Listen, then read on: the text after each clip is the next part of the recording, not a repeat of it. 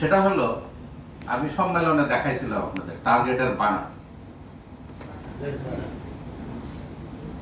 যে আমরা যদি টার্গেটের কথা বলি আপনারা বানান করবেন TARGET টার্গেট, তাই তো? কিন্তু আমি বলছি যে আপনারা বানানটাকে চেঞ্জ করে ফেলেন আপনার ব্রেনে, যে টার্গেট মানেই হচ্ছে TAKE। যখনই টার্গেট বলা হবে তখনই আপনার ব্রেন ক্যাচ করবে যে টার্গেটের বানানটা হচ্ছে TAKE, তার মানে টাকা। যদি এইভাবে আপনার ব্রেনকে চেঞ্জ করতে পারেন, তাহলে যখনই আপনাকে বেশি টার্গেট দেওয়া হবে তার মানে কি আপনাকে কি বলা হচ্ছে? টাকা কেউ চাই না, পছন্দ করি না, কেউ আসেন বসা এখানে? হ্যাঁ, এমন কেউ আছে যে টাকা চায় না, পছন্দ করে না? বেশি টাকা চাইলে দিবে না এমন কেউ আছে? কেউ। তাহলে টার্গেটের বানান যদি টাকা হয়, আপনার ব্রেন যদি এটাকে পারসিভ করে টাকা হিসাবে, তাহলে বেশি টার্গেট মানেই আপনার ব্রেন কি বুঝবে? যে বেশি টাকা। তাহলে বেশি টাকা হলে মন খারাপ করার কথা আছে? এই জন্য প্রথম কাজ হচ্ছে আপনার ওই যে উনি হয়তো আপনাদের আলাপ করবে কি মাইন্ডসেট চেঞ্জার, এটা দেখলাম যে আপনার ব্রেনে কিভাবে পারসিভ করবে, সেটা যদি করাইতে পারেন তাহলে প্রথমে টার্গেট নিয়ে আপনার মন খারাপের কোনো কারণই থাকবে না, আপনার খুশি হবেন। বেশি টার্গেট মানে আপনি খুশি হবেন। তারপরে সেটাকে মনে করেন যখনই আপনি খুশি হবেন তাহলে গ্রহণ করবেন। অ্যাকসেপ্ট করতে তো সমস্যা হবে, তাহলে অ্যাকসেপ্ট করে ফেলবেন। তারপরে অ্যানালিসিস করে অ্যাকশনে গেলে রেজাল্ট। আমার একটা ধারণা, ওইভাবে রিসার্চ করা নাই, কিন্তু আমি একটা রুল অফ থাম যদি মনে করি যে আমাদের বেশিরভাগই যেভাবে এই টার্গেটটা নিয়ে কথা বলি, আমি তো লম্বা সময় টার্গেটের সাথেই আছি, 50% লোক রাফলি টার্গেট দিলে এটা অ্যাকসেপ্ট করে না। রাফলি 50% তারা অ্যাকসেপ্ট করে না। দিছে, আচ্ছা আপনি দিবেন না, কি টার্গেট দিল, মানে প্রথমেই এটাকে সে অ্যাকসেপ্ট করে। রাফলি 50% হতে অ্যাকসেপ্ট করে। তারপরে স্টেপের যে এটা অ্যানালিসিস, আমার ধারণা 99% অ্যানালিসিস করেন না। যিনি অ্যাকসেপ্ট করেন না উনি তো করেই না, যিনি অ্যাকসেপ্ট করছেন উনিও ওইভাবে অ্যানালিসিস করেন না। আচ্ছা আমি যে টার্গেটটা নিলাম এটা আমি কিভাবে অ্যাচিভ করব, সেই অ্যানালিসিসটা কিন্তু তার ভিতরে নেই। অ্যানালিসিস যখন 99% করে না, তখন আর অ্যাকশন কিভাবে হবে? কারণ অ্যাকশন তো নিতেই হবে অ্যানালিসিসের ভিত্তিতে।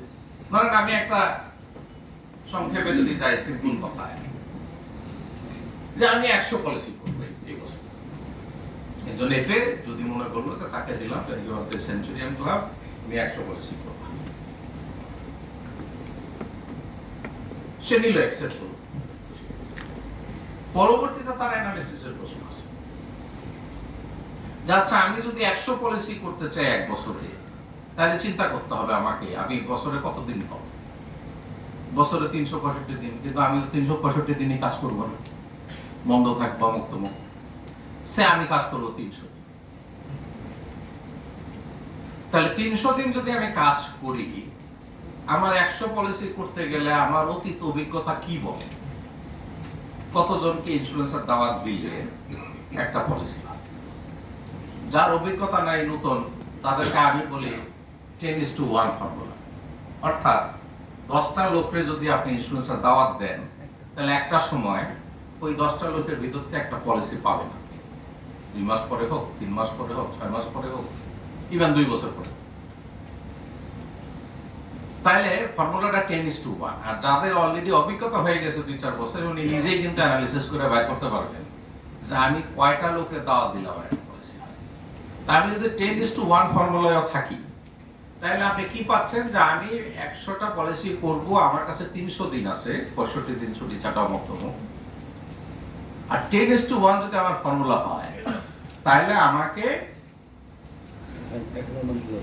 কতটা লোকের দাওয়াত দিতে হবে? 100 পূরণ 10, মানে 1000 লোক।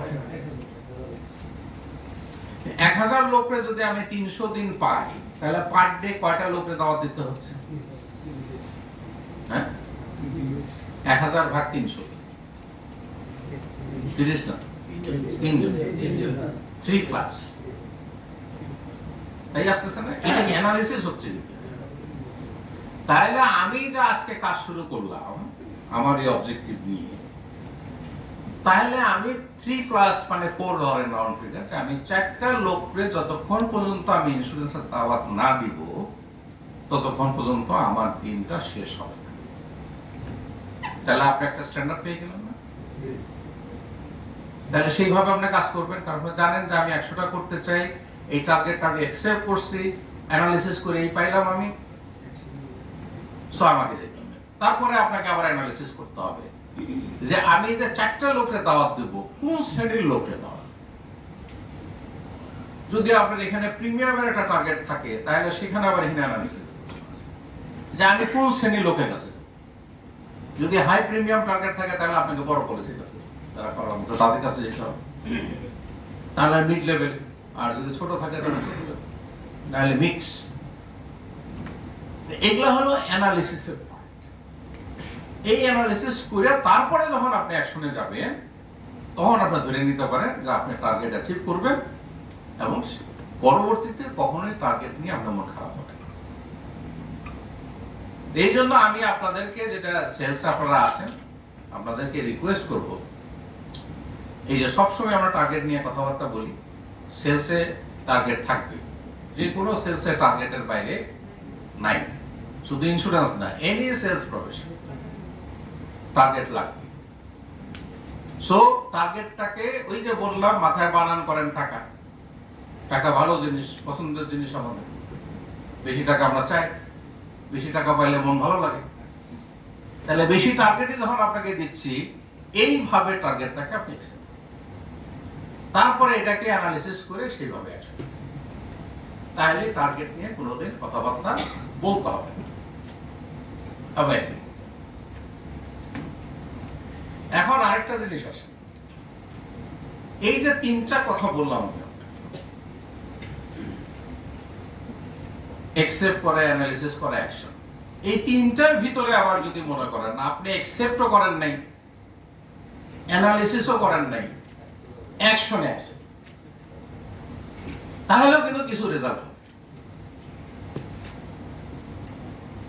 মনে করেন জাহাঙ্গীর সাহেব কিছু টার্গেট দিয়ে দিয়েছে, মন খুব খারাপ, না কি এটা দিল টার্গেট, কিন্তু আবার চিন্তা করলেন আগামী মিটিং এ আসলে তো ধরবে না, তাহলে কিছু কাজ করিয়ে তখন অ্যাকশন। আপনি কিন্তু অ্যাকসেপ্টও করেন নাই, অ্যানালিসিসও করলেন না, কিন্তু মনে করলেন আবার দেখলে জিজ্ঞেস করবে কি অমুক তোমার আছে, কিছু করি, তার মানে অ্যাকশনে আছে।